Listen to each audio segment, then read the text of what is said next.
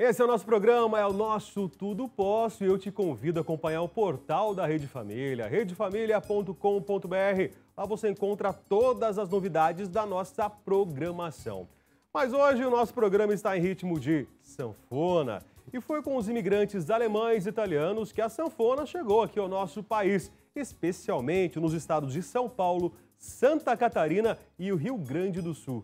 Muito difundida no Brasil na década de 50, agradava a todos os gostos devido à sua versatilidade. Aliás, vale citar aqui, o rei do Baião, Luiz Gonzaga, que foi o grande responsável por popularizar o instrumento no nosso Brasil. E hoje nós estamos recebendo a professora de música, Iracilda Rosa Curso, está com a gente, vai dar o ritmo aqui da nossa conversa. Iracilda, bom dia. Bom dia. Obrigado pela presença. O prazer é meu. Eu sempre tenho dúvida, é sanfona ou é acordeon? É sanfona ou acordeon. Mesma coisa? É a mesma coisa, é o mesmo instrumento. Diferença. Não há diferença nenhuma. Diversifica o nome de acordo com a região do Brasil. Inclusive, no norte é a sanfona. Aqui no sudeste, acordeon. E no sul mesmo do Brasil, ela também pode ser chamada de gaita. Ah, tem um terceiro nome ainda? Tem um terceiro nome. Gaita? Mas gaita naquele instrumento na boca, assim? Ela tem a gaita de boca e temos a gaita. Aquele que o sorveteiro passa na rua com o carrinho? Exatamente. E ela também é chamada de gaita, a gaita de fole. Oi, pode falar. Na Itália, ela vem aqui para o Brasil, quando veio para o Brasil, ela é chamada de harmônica também. Harmônica? Acordeon ou harmônica. Gaita, harmônica, acordeon e sanfona. 4 nomes e é o mesmo instrumento. Exatamente. E dá esse som maravilhoso pra gente. Exatamente. É difícil?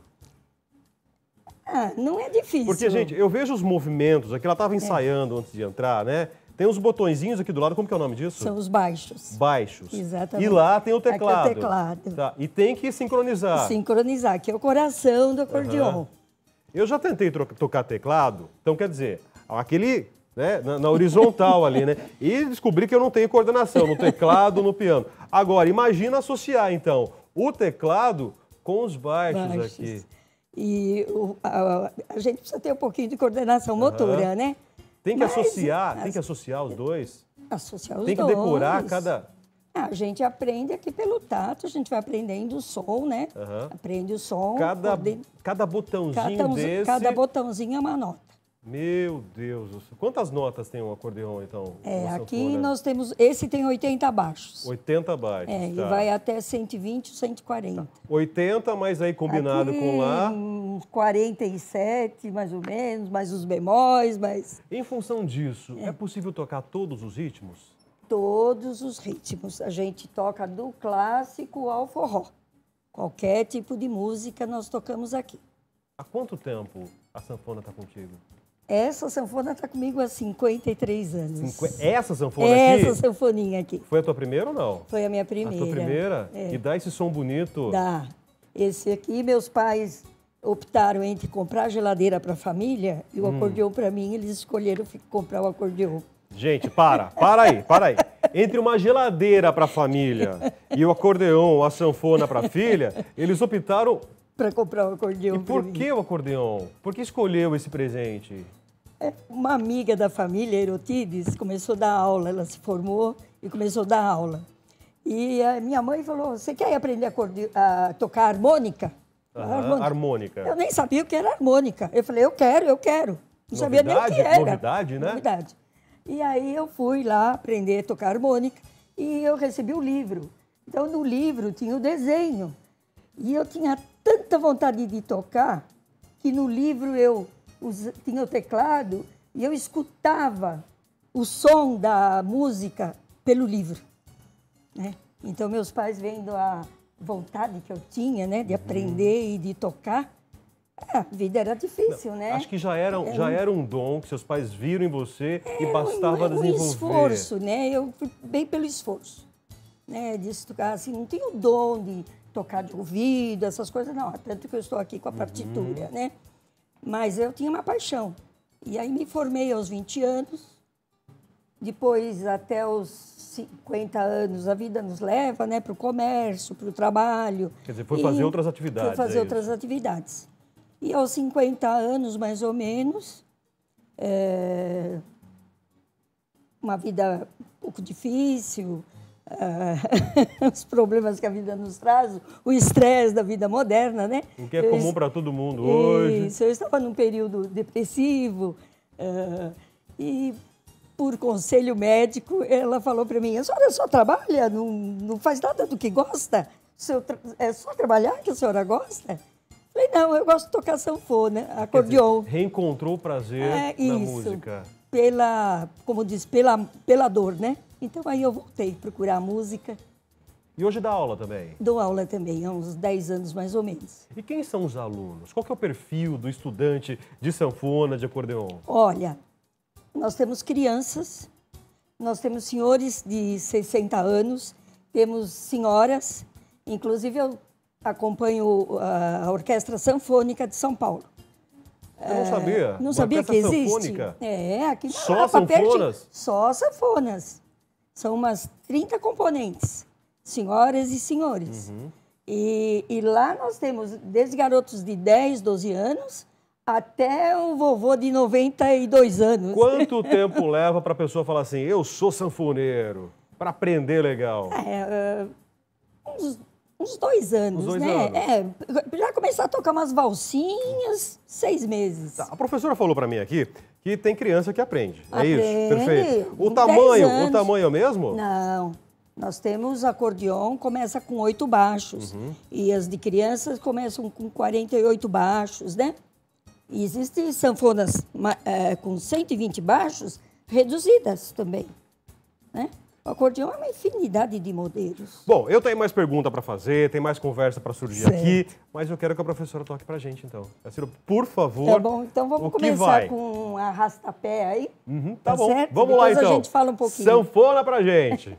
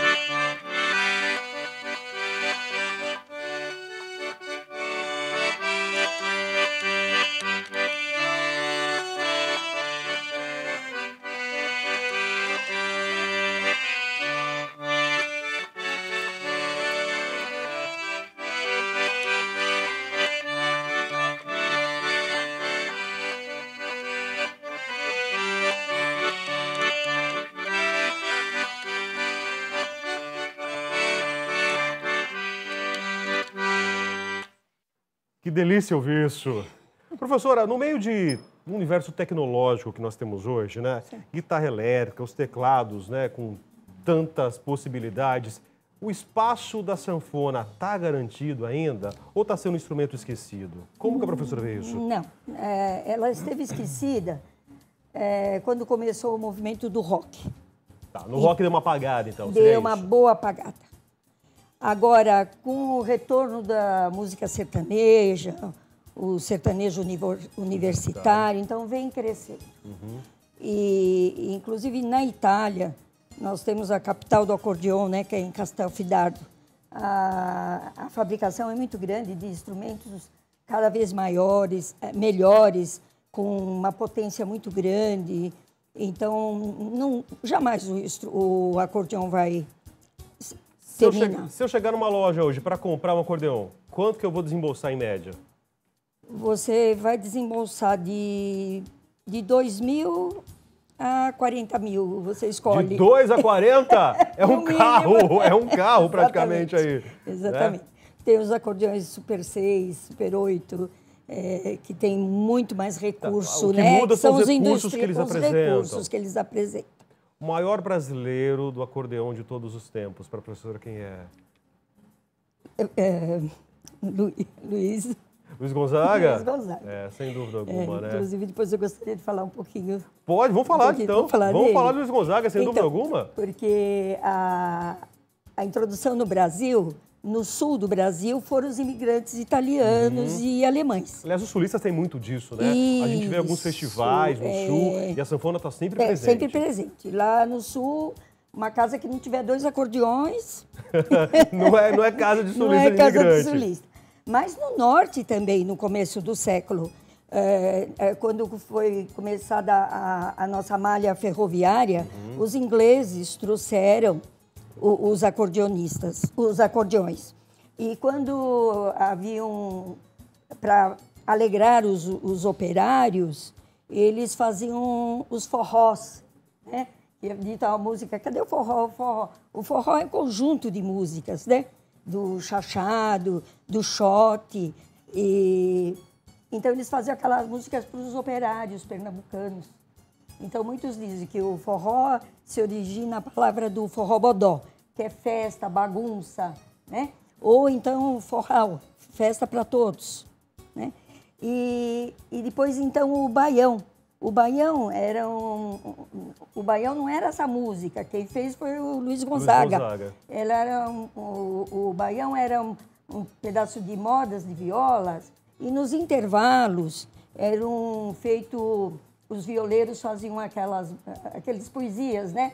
O repente, né? Isso, os repentistas, né? Aí chegou o Luiz Gonzaga e foi transformando, e aí ele que foi dando as características do baião. Quem assistiu o filme Gonzaga de pai para filho, né? Minissérie, o filme, enfim, conhece bem toda essa história. Aí ele pôs as características do baião e aí sim divulgou do norte ao sul, porque o pessoal pensa que só aqui no sul tinha a sanfona, né? Não, de forma alguma. De lá de Pernambuco, Paraíba.